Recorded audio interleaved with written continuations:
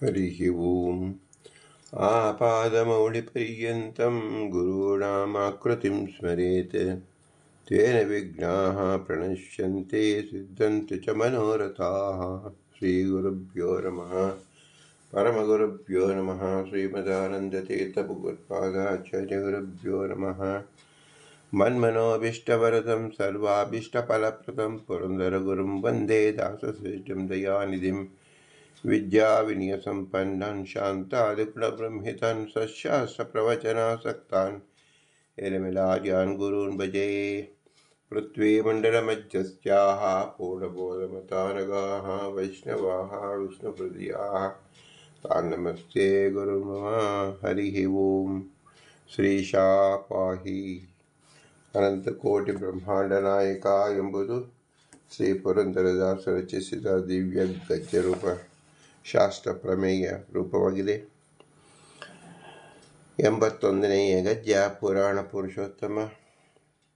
ಪುರಾಣ ಎಂದಿಂದ ಕಾಲದ ಸಂಬಂಧದಿಂದಲೂ, ಪುರುಷ ಎಂಬುದರಿಂದ ದಿವ್ಯ ಚೇತನ ಸಂಬಂಧದಿಂದಲೂ ನಾವು ತಿಳಿದಾಗ ಭಗವಂತ ಸದಾ ಕಾಲದಲ್ಲಿ ಉತ್ತಮನಾಗಿರ್ತಕ್ಕಂಥವನು ಎಂಬುದು, ಸರ್ವೋತ್ತಮ, ಸರ್ವೋತ್ಕೃಷ್ಟ, ಸಾರ್ವಭೌಮ ಎಂಬುದನ್ನಾಗಿ ನಾವು ಅನಭಿಷಿಕ್ತ ದೊರೆ ಅಂದರೆ ಒಂದು ಕಾಲದಲ್ಲಿ ಅವನ ಅಭಿಷಿಕ್ತವಾಯಿತು ಅಂತ ಹೇಳುವುದಿಲ್ಲ.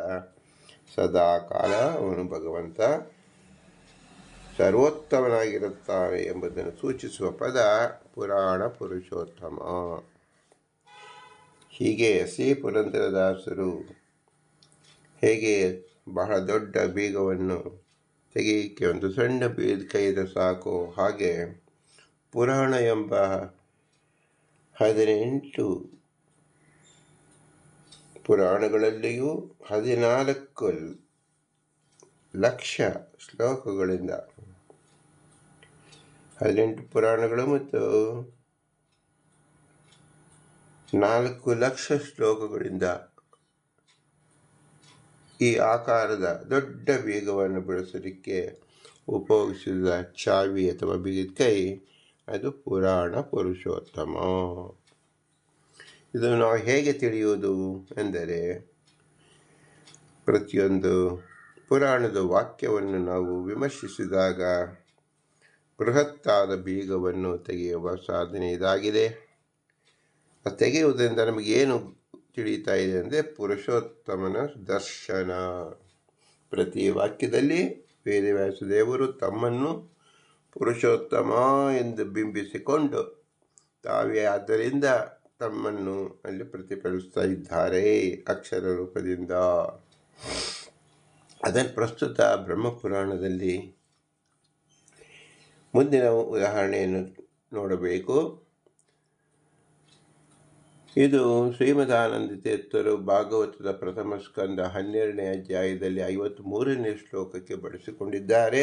ಆದ್ದರಿಂದ ಈ ವಾಕ್ಯ ಅತಿ ಆಪ್ತವಾದುದು, ಪ್ರಮುಖವಾದುದು ಮತ್ತು ಶ್ರೇಷ್ಠವಾದುದು ಮತ್ತು ಅತಿ ಶುದ್ಧವಾದುದು ಅಂತ ನಾವು ತಿಳಿಯಬೇಕು. ಇಲ್ಲಿರ್ತಕ್ಕಂಥ ವೇದವ್ಯಾಸರ ವಾಕ್ಯ ಹೀಗಿದೆ: ವ್ಯಾಸಾದಯ ವರ್ತಮಾನ ಅತೀತ ಅನಾಗತೆ ತಥಾ ವ್ಯಕ್ತ್ಯಸ್ಯಾಪಿ ವದಂತಾಢ್ಯಂ ಮೋಹನಾರ್ಥಂ ದುರಾತ್ಮನಾಂ ಪೂರ್ವಾಪರ್ಯಂ ಯತೋ ನೈವಂ ಸದೈವ ಪರಿವರ್ತನಾತ್ ಅತಶ್ಚ ವ್ಯತ್ಯಯ ಏತದ್ ವದಂತಿ ಜ್ಞಾನಚಕ್ಷುಷಃ. ಬಹಳ ಅಮೂಲ್ಯವಾದ ಪಾಯಿಂಟ್ಸ್, ಕೀ ನೋಟ್ಸ್ ಅಂತ ಏನು ಹೇಳ್ತೀವಿ ಆ ರೀತಿಯಲ್ಲಿ ವೇದವ್ಯಾಸರು ತಿಳಿಸ್ತಾ ಇದ್ದಾರೆ. ಪುರಾಣವನ್ನು ಹೇಗೆ ಬಳಸ್ಕೊಳ್ಳಬೇಕು, ಪುರುಷೋತ್ತಮ ಹೇಗೆ ತಿಳಿಯಬೇಕು ಎಂಬತಕ್ಕಂಥ ಅತೀ ರಹಸ್ಯವಾದ ಗುಟ್ಟನ್ನು ಇಲ್ಲಿ ಬಹಿರಂಗ ಮಾಡಿ ತೋರಿಸ್ತಾ ಇದ್ದಾರೆ. ಏನು ಅಂದರೆ, ವ್ಯಾಸಾದಯ ವರ್ತಮಾನ ಅತೀತ ಅನಾಗತೆ ತಥಾ. ವೇದವ್ಯಾಸರೇ ಆಗಲಿ, ರಾಮಕೃಷ್ಣಾದ ರೂಪಗಳಾಗಲಿ, ಇದು ಸದಾ ಕಾಲ ಜಾಗೃತವಾಗಿರತಕ್ಕಂಥ ರೂಪಗಳು. ಯಾವುದೇ ಒಂದು ರೂಪ ಒಂದು ಕಾಲದಲ್ಲಿ ಹುಟ್ಟಿತು, ಒಂದು ಕಾಲದಲ್ಲಿ ಬೆಳೆಯಿತು, ಒಂದು ಕಾಲದಲ್ಲಿ ನಾಶ ಹೊಂದಿತು ಎಂಬತಕ್ಕಂಥದ್ದು ಹೇಳಬಾರದು. ಸದಾ ಕಾಲ ಎಲ್ಲ ರೂಪಗಳೂ ಇರುತ್ತದೆ.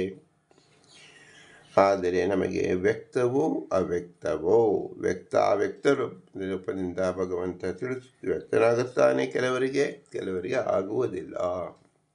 ಆದರೆ ಮುಕ್ತ ಜೀವರಿಗೆ ಸದಾಕಾಲವು ಎಲ್ಲ ರೂಪದ ದರ್ಶನವೂ ಮಾಡುತ್ತಾರೆ. ಬ್ರಹ್ಮಾದಿ ದೇವತೆಗಳು ಭಗವಂತನ ಪ್ರತಿಯೊಂದು ರೂಪವನ್ನು ಆಯಾ ಕಾಲದಲ್ಲಿ ಪ್ರತಿ ನಿಮಿಷದಲ್ಲೂ ಸಹ ಚಿಂತಿಸುತ್ತಾರೆ. ಮಹಾಲಕ್ಷ್ಮೀ ದೇವಿಯಂತೂ ಅನಂತ ರೂಪಗಳನ್ನು ಅನಂತ ಕಾಲದಿಂದಲೂ ಚಿಂತಿಸುತ್ತಾ ಬಂದಿದ್ದಾಳೆ. ಇವಳು ಉಪಾಸನೆಗೆ ಸಿಲುಕಬೇಕಾದರೆ ಆ ರೂಪಗಳು ಇರಬೇಕು, ಎಲ್ಲ ಕಾಲದಲ್ಲೂ ಇರಬೇಕು ಎಂಬುದೇ ನಿಮಗೆ ಸ್ಥಾಪಿತವಾಗುತ್ತೆ. ಅದನ್ನು ಹೇಗೆ ತಿಳಿಯಬೇಕು? ವ್ಯಾಸಾದೇಹ ವರ್ತಮಾನ ಅತೀತ ನಾಗತೀ ತತ. ವೇದವ್ಯಾಸದೇವರು ಇದ್ದರು, ವೇದವ್ಯಾಸದೇವರು ಬರುತ್ತಿದ್ದಾರೆ ಅಂದರೆ ಈಗ ಬಂದಿಲ್ಲ ಅಂತ ಹೇಳುವುದಲ್ಲ, ಕಾಲ ಬಂದೇ ಇದ್ದಾರೆ. ಮನುಷ್ಯ ರೂಪದಲ್ಲಿ ಮನುಷ್ಯ ಕಣ್ಣಿಗೆ ಕಾಣುವಂತೆ ಬರುತ್ತಿದ್ದಾರೆ ಅಂತ ನಾವು ತಿಳಿಯಬೇಕು. ಈ ರೀತಿ ವ್ಯತ್ಯಾಸ ಮಾಡಿ ಯಾಕಪ್ಪ ಹೇಳಿದ್ದಾರೆ ವೇದವ್ಯಾಸದೇವರು ಅಂದರೆ ಬಹಳ ದೊಡ್ಡ ಶಾಸ್ತ್ರ ರಹಸ್ಯವನ್ನು ಹೇಳ್ತಾ ಇದ್ದಾರೆ. ವದಂತಿ ಇತ್ಯಾಜ್ಯ ಮೋಹನಾರ್ಥಂ ದುರಾತ್ಮನಂ. ದುರಾತ್ಮಗಳು ಯಾರಿದ್ದಾರೆ? ಈಗ ನಮ್ಮ ಅಮೂಲ್ಯವಾದ ಒಂದು ಪದಾರ್ಥವಿದೆ, ಅದು ಕಳ್ಳಕಾಕರಿಗೆ ಸಿಗಬಾರ್ದು ಅಂತ ನಾವು ಏನು ಮಾಡ್ತೀವಿ? ಮುಚ್ಚಿಡ್ತೀವಿ. ಆ ಪದಾರ್ಥವೇ ನಾಶವಾಗುತ್ತೇನು? ನಾಶವಾಗುವುದಿಲ್ಲ. ಒಂದು ರೀತಿಯಲ್ಲಿ ಸಿದ್ಧಪಡಿಸಿರ್ತೀವಿ, ಗಟ್ಟಿ ಮಾಡಿರುತ್ತೇವೆ, ರಕ್ಷಣೆ ಮಾಡಿರುತ್ತೇವೆ ಎಂದರ್ಥ. ಆದ್ದರಿಂದ ಇದೆಲ್ಲವೂ ಯಾತಕ್ಕೋಸ್ಕರ ಮಾಡಿರ್ತೀವಿ? ಕಳ್ಳಕಾಕರಿಂದ ಅದು ವೀಕ್ಷಿಸಬಾರದು, ಅದನ್ನು ಅವರು ಅಪೇಕ್ಷೆ ಮಾಡಿ ಕದ್ದುಕೊಂಡು ಹೋಗಬಾರದು ಅಂತ. ಅದೇ ವಾಕ್ಯವನ್ನೇ ಇಲ್ಲಿ ವೇದವ್ಯಾಸದೇವರು ಹೇಳ್ತಾ ಇದ್ದಾರೆ. ಮೋಹನಾರ್ಥಂ ದುರಾತ್ಮನಂ. ದುರಾತ್ಮರ ಯಾರಿದ್ದಾರೆ, ಅಧಮ ಜೀವರು ಯಾರಿದ್ದಾರೆ, ಅವರಿಗೆ ಸರಿಯಾದ ಅರ್ಥ ತಿಳಿಯಬಾರದು. ಅವರಿಗೆ ಮನಸ್ಸಿನ ಕೋಲಾಹಲ ಉಂಟಾಗಬೇಕು. ವೇದವ್ಯಾಸದೇವರು ಹುಟ್ಟಿದರು ಒಂದಿನ, ಬೆಳೆದರು ಒಂದಿನ, ಇಲ್ಲವಾದರು ಎಂಬ ರೀತಿಯಲ್ಲಿ ಅಂದ್ಕೊಳ್ಳಿ. ಈಗ ಅಂದ್ಕೊಳ್ಳೋದ್ರಿಂದ ಅವರಿಗೆ ಅಜ್ಞಾನ ಹೆಚ್ಚಿಗೆ ಆಗಿ, ದುಃಖದ ಅನರ್ಥಗಳು ಹೆಚ್ಚಿಗೆ ಆಗಿ ಅವರು ನಿತ್ಯ ನರಕ ತಮಸ್ಸಿಗೆ ಬಿಡುತ್ತಾರೆ. ಇದು ಅವರ ಯೋಗ್ಯತೆಯನ್ನು ಪರಿಪೂರ್ಣ ಮಾಡತಕ್ಕಂಥ ಒಂದು ಪರಿಕ್ರಮ ಆಗಿರೋದ್ರಿಂದ ಭಗವಂತನಾದ ವೇದವ್ಯಾಸದೇವರು ಮೋಹನಾರ್ಥಕ್ಕೋಸ್ಕರವಾಗಿ ಈ ವಾಕ್ಯವನ್ನು ರಚಿಸಿದ್ದಾರೆ. ಪೂರ್ವಾಪಗಮ್ಯತೋ ನೈವಂ ಸದೈವ ಪರಿವರ್ತನಾತ್. ಹಿಂದೆ ಹೇಳಿದ್ದು ಮುಂದೆ ಹೇಳೋದನ್ನು ಹಿಂದೆ ಹೇಳಿರ್ತಾರೆ.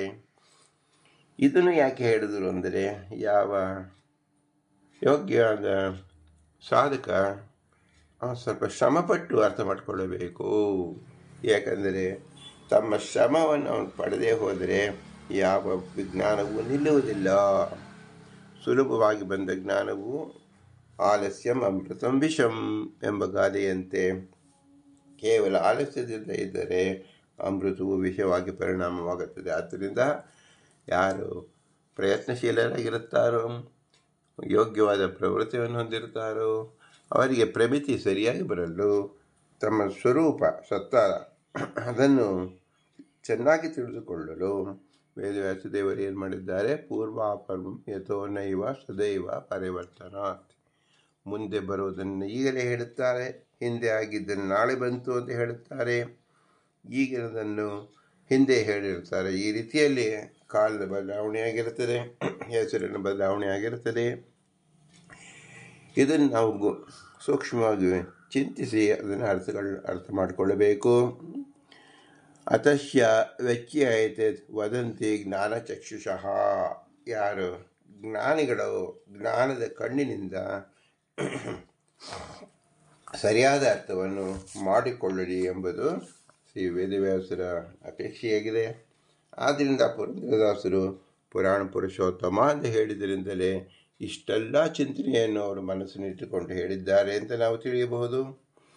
ಶ್ರೀಮದಾನಂದ ತೀರ್ಥರು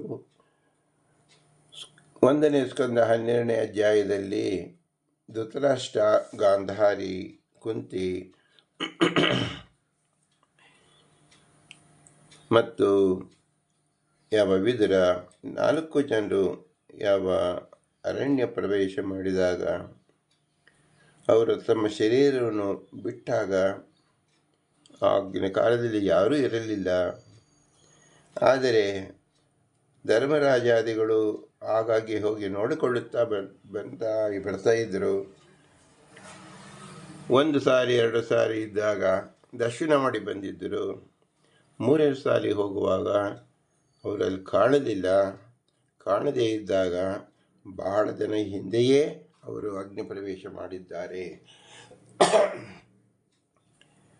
ವಿದುರ ಧರ್ಮರಾಜನಿಂದ ಐಕ್ಯವನ್ನು ಕುಂತಿ ಪ್ರತ್ಯೇಕವಾಗಿ ವಾಯುದೇವರ ವಿಶೇಷ ಅನುಗ್ರಹದಿಂದ ಪ್ರಾಣಾಯಾಮಾದಿಗಳು ಮಾಡಿ ತನ್ನ ಶರೀರ ಬಿಟ್ಟಿದ್ದಾಳೆ. ಧೃತರಾಷ್ಟ್ರ ಗಾಂಧಾರಿಯರು ವನದಲ್ಲಿ ಉಂಟಾದ ಒಂದು ಅಗ್ನಿಯಲ್ಲಿ ತಮ್ಮ ವಿಶೇಷ ವಾಯುದೇವರ ಅನುಗ್ರಹದಿಂದ ಶರೀರ ಅರ್ಪಣೆ ಮಾಡಿದ್ದಾರೆ. ಶಮದ ಮಾದು ಸಂಪತ್ತು ಫಲಿತರಾಗಿ 3 ಗುಣದಿಂದ ಜಯಿಸಿ ತಾವು ದೇವತಾ ಸ್ವರೂಪಗಳಾದ್ದರಿಂದ ದಿವ್ಯ ಶರೀರವನ್ನೇ ಹೊಂದಿದ್ದಾರೆ. ಇದನ್ನು ಇನ್ನೂ ಸಹ ಧೃತರಾಷ್ಟ್ರನಿದ್ದಾನೆ ಎಂಬ ಸಜ್ಜವಾಗಿ ವರ್ತಮಾನ ಕಾಲದಲ್ಲಿದ್ದಂತೆ ಬೋಧಿಸಲಾಗಿದೆ. ಆದರೆ ಅದು ವರ್ತಮಾನಕ್ಕೆ ಸಂಬಂಧಿಸಿದ್ದಲ್ಲ, ಭೂತಕಾಲಕ್ಕೆ ಸಂಬಂಧಿಸಿದ್ದು. ಅಸ್ತ ಇತ್ಯಾತೀತಾರ್ಥೇ ಅಸ್ತ ಸೂರ್ಯ ಮುಳುಗಿದ ಅಂತ ಹೇಳಿದಾಗ ಮುಳುಗುತ್ತಿರುವಾಗ ವರ್ತಮಾನ, ಸೂರ್ಯ ಮುಳುಗುವುದೇ ಇಲ್ಲ, ಅದಕ್ಕೆ ನಮಗೆ ಕಣ್ಣಿಗೆ ಕಾಣದಿರುವುದು ಮಾತ್ರ. ಅಸ್ತ ಅಂದರೆ ಏನು? ಆ ಗಳಿಗೆ ಆದ ಮೇಲೆ ಹೇಳುವುದು ನಾವು. ಆದರೂ ನಾವು ಈಗ ಮುಳುಗುತ್ತಿದ್ದಾನೆ ಅಂತ ಹೇಳುವಾಗಲೇ ಅದು ಭೂತಕಾಲವನ್ನೇ ತಿಳಿಸುತ್ತೆ, ನಾವು ನುಡಿಯುವುದು ವರ್ತಮಾನವಾಗುತ್ತೆ. ಈ ರೀತಿಯಲ್ಲಿ ಸೂಕ್ಷ್ಮವಾಗಿ ತಿಳಿದಾಗ ವೇದವ್ಯಾಸ ದೇವರು ಅನೇಕ ವಿಷಯಗಳನ್ನು ಭೂತಕಾಲದ ವರ್ತಮಾನ ಕಾಲದಲ್ಲಿಯೂ ಸಹ ತಿಳಿಸಿದ್ದಾರೆ ಎಂದು ಶ್ರೀಮದಾನಂದ ತೀರ್ಥರು ನಮಗೆ ತಿಳಿಸ್ಕೊಡ್ತಾ ಇದ್ದಾರೆ. ಸಹೇಶ ತರ್ಹಿ ಅಧ್ಯಸ್ಥಾಹ ಆಸನಂ ಪಾರ್ಥಿವೋಚಿತಂ ಇತ್ಯಾದಿವತ್ತು. ಇದಕ್ಕೇನು ಕಾರಣ, ಯಾವುದರ ಆಧಾರ ಅಂದರೆ ಸುಪ್ತಿ ಜುಪಲಿಂಗಾನ ಮಾರಾಳಂ ಕಾಲ ಹಲಚ್ವರ ಕರ್ತು ಯಜ್ಞಾಂಚ ವೆಚ್ಯಮಿಚ್ಯಪಿ ಶಾಸ್ತ್ರಕ್ತಂ ಯೇಷಾಂ ಸೋಪಿ ಚ ಸಿದ್ಧತಿ ಬಾಹುಲಕೇನ ಇತಿ ಮಹಾವ್ಯಾಕರಣದಲ್ಲಿರ್ತಕ್ಕಂಥ ಕೆಲವು ಶಬ್ದಗಳು ಹೇಗೆ ಹಿಂದೆ ಮುಂದೆ ಆಗುತ್ತದೆ ಎಂಬುದನ್ನು ಶ್ರೀಮದಾನಂದ ತೀರ್ಥರು ನಮಗೆ ವ್ಯಾಕರಣವನ್ನು ಪಾಠ ಮಾಡ್ತಾ ಇದ್ದಾರೆ. ಸಾಸ್ತೇಂದು ಹೇಳುವಾಗ ತಚ್ಚ ಭಸ್ಮೀ ಭವಿಷ್ಯತಿ ತಮ್ಮ ಅಗ್ನಿಂ ಅನುವೇಕ್ಷತಿ ಎಂದು ಮುಂದೆ ಹೇಳುವುದೆಲ್ಲವೂ ಭೂತಕಾಲದ ಅರ್ಥದಲ್ಲಿದೆ. ಪರೀಕ್ಷಿತ ರಾಜನಿಗೆ ಈಗ ರಾಜಸಿಂಹಾಸನ ಕುಳಿತಿದ್ದಾನೆ ಎಂದು ಮುಂದೆ ಹೇಳುವುದು ಭೂತಕಾಲದ ವಿವಕ್ಷೆ ಎಂದು ಹೇಗೋ ಹಾಗೆಂದು ನಾವು ತಿಳಿಯಬೇಕು. ಸುಪ್ ತ್ರಿಜ್ ಪರಸ್ಮೈ ಪದ ಆತ್ಮನೇ ಪದಗಳು ಲಿಂಗ ಪುರುಷ ಕಾಲ ಹಲ್ ಅಚ್ ಸ್ವರ ಕರ್ತು ಯಜ್ಞ ಇತ್ಯಾದಿಗಳಲ್ಲಿ ವ್ಯತ್ಯಾಸವನ್ನು ಕೆಲವೆಡೆ ಶಾಸ್ತ್ರಕಾರ ಬಯಸುತ್ತಾರೆ. ಅದು ಬಹುಲಂ ಎಂಬ ಶಬ್ದಪೂರ್ವಕವಾಗಿ ವಿಧಿಯಿಂದ ಸಿದ್ಧಿಸುತ್ತದೆ ಎಂದು ಮಹಾವ್ಯಾಕರಣದಲ್ಲಿ ಉಕ್ತವಾಗಿದೆ. ನಮಗೆ ಮಹಾವ್ಯಾಕರಣ ಗ್ರಂಥವೂ ಉಪಲಬ್ಧಿ ಇಲ್ಲ, ಅದರ ಅಕ್ಷರ ಜ್ಞಾನವೂ ನಮಗಿಲ್ಲ. ಅದರ ಪೂರ್ಣ ಅಧ್ಯಯನವಂತೂ ಸುತರಾಮಿಲ್ಲದೆ ಇರುವುದರಿಂದ ಕೇವಲ ಉದಾಹರಣೆ ರೂಪದಲ್ಲಿ ತೋರಿಸುವುದನ್ನು ಹಿರಿಯರು ಹೇಳಿರುವುದು ನಾವು ಆಪ್ತವಾಕ್ಯತ್ವೇನ ನಾವು ತಿಳಿಯಬೇಕು. ಶ್ರೀ ವೇದವ್ಯಾಸ ದೇವರೇ ಮುಂತಾದವರು ವರ್ತಮಾನ ಭೂತ ಭವಿಷ್ಯತ್ ಕಾಲಗಳನ್ನು ವ್ಯತ್ಯಾಸ ಮಾಡಿಯೂ ಹೇಳುತ್ತಾರೆ. ಅದು ಅಸುರ ಮೋಹಕ್ಕಾಗಿ ಮತ್ತು ಪ್ರತಿಕಲ್ಪದಲ್ಲಿಯೂ ಈ ಘಟನೆಗಳು ಪುನರಾವರ್ತಿ ಹೊಂದುತ್ತಲೇ ಇರುವುದರಿಂದ ಪೂರ್ವಾಪರ್ಯವಾಗುವುದೂ ಇಲ್ಲ. ಆದ್ದರಿಂದಲೂ ಜ್ಞಾನಿಗಳು ಈ ಕಾಲವನ್ನು ವ್ಯತ್ಯಾಸ ಮಾಡಿ ಹೇಳುತ್ತಾರೆ ಎಂದು ಬ್ರಹ್ಮಪುರಾಣದಲ್ಲಿ ಹೇಳಲ್ಪಟ್ಟಿದೆ ಎಂಬುದನ್ನು ಭಾಗವತದಿಂದ ನಮಗೆ ತಿಳಿಸ್ಕೊಡ್ತಾ ಇದ್ದಾರೆ. ಕೆಲವು ವಿಷಯವನ್ನು ಹಿಂದೆ ಮುಂದಾಗಿ ಹೇಳೋದ್ರಿಂದ ಏನು ಪ್ರಯೋಜನವಿದೆ ಎಂದರೆ ಜ್ಞಾನಿಗಳಿಗೆ ಮಾತ್ರ ತಿಳಿಯಬೇಕು, ಅಜ್ಞಾನಿಗಳಿಗೆ ಮೋಹ ಉಂಟಾಗಬೇಕು ಎಂಬುದೇ ಮುಖ್ಯ ತಾತ್ಪರ್ಯ. ಪುರಾಣ ಪುರುಷೋತ್ತಮ ಎಂದು ಹೇಳಿದ್ರಿಂದ ಇದು ಪ್ರಸ್ತುತ ಹೇಗಾಯಿತು ಅಂದರೆ ಪುರಾಣ ಪುರುಷೋತ್ತಮ ಎಂಬುದೇ ಬಿಂಬರೂಪ ಅಂತ ಎಲ್ಲೂ ಹೇಳಿಲ್ವಲ್ಲ. ಬಿಂಬ ಅಂತ ಯಾಕೆ ಹೇಳ್ತೀರಾ? ಇಂದು ನೀವು ಹೇಳಿದ ಕೂಡಲೇ ಯಾಕೆ ನಾವು ಬಿಂಬರೂಪ ಅಂತ ಪುರಾಣ ಪುರುಷೋತ್ತಮ ತಿಳಿಯಬೇಕು ಅಂದರೆ ಶ್ರೀ ಪುರಂದರದಾಸರ ಹೃದಯವನ್ನು ನಾವು ಅರ್ಥ ಮಾಡಿಕೊಳ್ಳಬೇಕು. ಶ್ರೀ ಪುರಂದರದಾಸರ ಹೃದಯ ಅಂದರೆ ಅಲ್ಲಿರತಕ್ಕಂಥವನು ಅಂತರ್ಯಾಮಿಯಾಗಿರ್ತಕ್ಕಂಥ ಪುರಂದರ ವಿಠಲ ಪುರಂದರ ವಿಠಲನೇ ಶ್ರೀ ವೇದವ್ಯಾಸ ದೇವರು. ವೇದವ್ಯಾಸರು ನುಡಿದಿದ್ದನ್ನು ಪುರಂದರದಾಸರು ನುಡಿದಿದ್ದಾರೆ. ವೇದವ್ಯಾಸರು ನುಡಿದಿದ್ದನ್ನು ಶ್ರೀಮದಾನಂದ ತೀರ್ಥರು ಭಾಗವತದಲ್ಲಿ ಭಾಷ್ಯ ರೂಪದಲ್ಲಿ ನುಡಿದಿದ್ದಾರೆ. ಭಾಷ್ಯ ರೂಪದ ಅರ್ಥವನ್ನೇ ಕನ್ನಡ ಗದ್ಯದಲ್ಲಿ ಪುರಂದರದಾಸರು ನುಡಿದಿದ್ದಾರೆ ಎಂಬುದೇ ಮಹಾ ತಾತ್ಪರ್ಯ. ಇದು ಎಂದಿಗೆ ಎಲ್ಲರಿಗೂ ಕ್ಲುಪ್ತವಾಗಿ ಪರಿಶುದ್ಧವಾಗಿ ಅರ್ಥವಾಗುವುದಿಲ್ಲವೋ ಅಲ್ಲಿಯ ತನಕವೂ ನಮಗೆ ಮೋಹನವಾಗಿದೆಯೋ ಪ್ರತಿಯೊಂದು ಅರ್ಥವನ್ನು ಕಗ್ಗಟ್ಟಾಗಿಯೇ ಇರುತ್ತದೆ. ಮಹಾನುಭಾವರಾದ ಜ್ಞಾನಿಗಳು ಸದಾಕಾಲ ಭಗವಂತ ನುಡಿಸಿದ್ದೇ ವಾಯುದೇವರು ನುಡಿಸುತ್ತಾರೆ, ವಾಯುದೇವರು ನುಡಿಸಿದ್ದೇ ತತ್ವಾಭಿಮಾನಿ ದೇವರು ನುಡಿಸುತ್ತಾರೆ, ತತ್ವಾಭಿಮಾನಿ ದೇವತೆಗಳು ನುಡಿಸಿದ್ದೇ ಗುರು ಹಿರಿಯರು ನುಡಿಯುತ್ತಾರೆ, ಗುರು ಹಿರಿಯರು ನುಡಿದಿದ್ದೇ ನಮ್ಮ ತಂದೆ ತಾಯಿ ನುಡಿದಿದ್ದಾರೆ. ಅವರು ನುಡಿದಿದ್ದನ್ನೇ ನಾವು ನುಡಿಯಬೇಕು. ಇದು ಶಿಷ್ಟಾಚಾರ ಪರಂಪರಾ. ಈ ಪರಂಪರೆಯನ್ನು ತೋರಿಸಲಿಕ್ಕೋಸ್ಕರವಾಗಿ ಪುರಂದರದಾಸರು ಪುರಾಣ ಪುರುಷೋತ್ತಮ ಎಂದು ಹೇಳಿದ್ದು. ಕಣ್ಣು ಮುಚ್ಚಿಕೊಂಡು ಅಂದ್ರೇನರ್ಥ? ಆಪ್ತವಾಕ್ಯತ್ವೇನ ಇದು ವೇದವ್ಯಾಸರ ವಾಕ್ಯ. ವೇದವ್ಯಾಸರ ವಾಕ್ಯ ಅಂದರೆ ಏನು? ಇದು ಸಕಲ ಶಾಸ್ತ್ರದ ಮುಖ್ಯ ಪ್ರಮೇಯ. ಸಕಲ ಶಾಸ್ತ್ರವನ್ನು ರಚಿಸಿದಂಥ ವೇದವ್ಯಾಸರ ವಾಕ್ಯ, ವೇದವ್ಯಾಸರ ತಾತ್ಪರ್ಯ, ಸಕಲ ಶಾಸ್ತ್ರಾರ್ಥ ಸಂಗ್ರಹ ಎಂದು ನಾವು ತಿಳಿಯಬೇಕು. ಇದನ್ನೇ ಶ್ರೀಮದಾನಂದ ತೀರ್ಥರು ಭಾಷ್ಯ ರೂಪದಲ್ಲಿ ಬರೆದುಕೊಟ್ಟಿದ್ದಾರೆ. ಅಂದರೆ ವಾಯುದೇವರ ವಿಶೇಷ ಅನುಗ್ರಹವನ್ನು ತೋರಿಸಿಕೊಟ್ಟಾಗಾಯಿತು. ನಂತರದಲ್ಲಿ ಅನೇಕ ಟಿಪ್ಪಣಿಕಾರರು ತತ್ವಾಭಿಮಾನಿ ದೇವತೆಯ ರೂಪದಲ್ಲಿ ಅವರು ವಿಶೇಷವಾಗಿ ಅದೇ ಅರ್ಥವನ್ನು ತಿಳಿಸಿಕೊಡುತ್ತಾರೆ. ಇದನ್ನೇ ನಮಗೆ ಬೋಧಿಸಿ ನಮ್ಮ ಸಾಕ್ಷಾತ್ ಗುರುಗಳು ಸಹ ಇದನ್ನು ತಿಳಿಸಿಕೊಡುತ್ತಾರೆ. ಇದೇ ನಮ್ಮ ತಂದೆ ತಾಯಿಗಳು ಸಹ ಬೇರೆ ರೂಪದಲ್ಲಿ ತಿಳಿಸಿಕೊಟ್ಟಿರ್ತಾರೆ. ಇವೆಲ್ಲರ ಮುಖ್ಯ ಸಾರಾಂಶ ಏನು? ಪುರಾಣ ಪುರುಷೋತ್ತಮ ಭಗವಂತನು ನುಡಿದು ಆಡಿದ ಶಬ್ದಗಳೇ ನಮ್ಮ ತಂದೆ ತಾಯಿಗಳು ನಮ್ಮಲ್ಲಿ ಜ್ಞಾನ ಬೀಜವಾಗಿ ಬಿತ್ತಿದ್ದಾರೆ. ಅದರ ಪೂರ್ಣ ಪ್ರಮಾಣದ ಸಾಂಕೇತಿಕವಾಗಿ ಉಪದೇಶ ಮಾಡಿದ ಶಬ್ದ ಪುರಾಣ ಪುರುಷೋತ್ತಮ. ಆದ್ದರಿಂದ ಪುರಾಣ ಪುರುಷೋತ್ತಮ ಎಂಬುದು ವೇದೋಕ್ತ, ಶಾಸ್ತ್ರೋಕ್ತ, ಪುರಾಣೋಕ್ತ,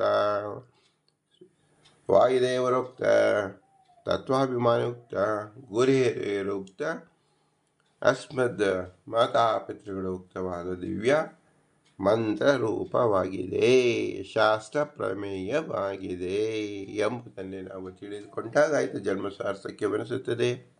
ಇದೇ ಸನ್ಮಾರ್ಗ. ಈ ಮಾರ್ಗವನ್ನು ಬಿಟ್ಟು ಬೇರೆ ಕಡೆ ಹೋದರೆ ಅದರಿಂದ ಅನರ್ಥವೇ ಆಗುತ್ತದೆ ಎಂಬುದರಲ್ಲಿ ಸಂಶಯವಿಲ್ಲ. ಮೋಹನಾರ್ಥಂ ದುರಾತ್ಮನಾಂ. ಯಾರು ವಿಪರೀತವಾಗಿ ತಿಳಿಯುತ್ತಾರೋ ಅವರು ದುರಾತ್ಮರು ಅಂತ ಹೆಸರು. ದುರಾತ್ಮನಿಗೆ ಗತಿ ಈಶಾವಾಸ ಉಪನಿಷತ್ತಿನಲ್ಲಿ ಹೇಳಿದಂತೆ ಅಂದಂತಮೋಪಿ ಅಲಂಕಾರ ನಿತ್ಯ ದುಃಖ ಶಿರೋಮಣಿ. ಕತ್ತಲೆಯಲ್ಲಿ ಅವರು ಕೊಳೆಯಬೇಕಾಗಿರ್ತಕ್ಕಂಥದ್ದು. ಕತ್ತಲೆಯಲ್ಲಿ ಅಜ್ಞಾನ. ಆದ್ದರಿಂದ ನಾವು ಇದರಲ್ಲಿ ಎಚ್ಚರಿಕೆಯಿಂದ ಈ ಜನ್ಮ ಭಗವಂತ ಕೊಟ್ಟಿದ್ದಾನೆ, ಇದನ್ನು ಸಾರ್ಥಕ ಮಾಡಿಕೊಳ್ಳುವುದು ಹೇಗೆ? ಶಾಸ್ತ್ರದ ತಿಳಿ ಅರ್ಥವನ್ನು ತಿಳಿಯಾಗಿಯೇ ನಾವು ತಿಳಿದುಕೊಳ್ಳಬೇಕು. ಇದೇ ಶಾಸ್ತ್ರದ ರಹಸ್ಯ.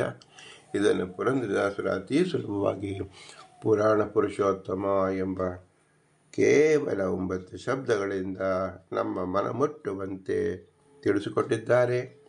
ಇಂಥ ಪರಮ ರಹಸ್ಯವಾದ ಅರ್ಥವನ್ನು ಅರಗಿದ ಶ್ರೀ ಪುರಂದರದಾಸರಿಗೆ ಅನೇಕವಾಗಿ ನಮಸ್ಕರಿಸಿ ಅವರ ಅಂತರ್ಯಾಮಿ ಪುರಂದರ ವಿಠಲನಿಗೆ ಅನಂತ ಬಡಿ ನಮಸ್ಕರಿಸುತ್ತಾ, ಇದೆಲ್ಲವೂ ಸಾಧ್ಯವಾದದ್ದು ನಮ್ಮ ತಂದೆ ತಾಯಿಗಳ ಅನುಗ್ರಹ ರೂಪದಿಂದ, ಗುರು ಹಿರಿಯ ಅನುಗ್ರಹ ರೂಪದಿಂದ ಮತ್ತು ತತ್ವಾಭಿಮಾನಿ ದೇವತೆಗಳ ಅನುಗ್ರಹ ರೂಪದಿಂದ ವಾಯುದೇವರು ನಿಂತು ನುಡಿಸಿದ್ದನ್ನು ನಾವು ತಿಳಿತಾ ಇದ್ದೇವೆ. ಇವರೆಲ್ಲರೂ ಅಸ್ವತಂತ್ರರು. ಸ್ವತಂತ್ರದ ಭಗವಂತನೇ ಇದಕ್ಕೆ ಮೂಲ ಕಾರಣ. ಆದ್ದರಿಂದ ಅವನು ಅನುಗ್ರಹ ಮುಖನಾಗಲಿ ಎಂದು ಭಾವಿಸಿ ಕೃತಸ್ಮರ ಕೃತಸ್ಮರ ಕೃತೋಸ್ಮರ ಎಂದು ಅನುಗ್ರಹ ಮುಖರಾಗಲಿ ಎಂದು ಮತ್ತೆ ತಿಳಿಸಿಕೊಡ್ತಾ ಹೇಳಿಕೊಳ್ಳುತ್ತಾ ಭೂಯಿಷ್ಠಾಂತರಮ ಮುಕ್ತಿಮಿದೇಮ ಭೂಯಿಷ್ಠಾಂತರಮ ಮುಕ್ತಿಮಿದೇಮ ಭೂಯಿಷ್ಠಾಂತರಮ ಮುಕ್ತಿಮಿದೇಮ ಎಂದು ವಿನಮ್ರಿಸೋಣ. ಭಾರತೀಯ ಮುಖ್ಯ ಪ್ರಾಣ ಅಂತ ಶ್ರೀಕೃಷ್ಣ ಅರ್ಪಣಿಸು. ಹರಿ ಓಂ ಹರಿ ಓಂ ಹರಿ ಓಂ.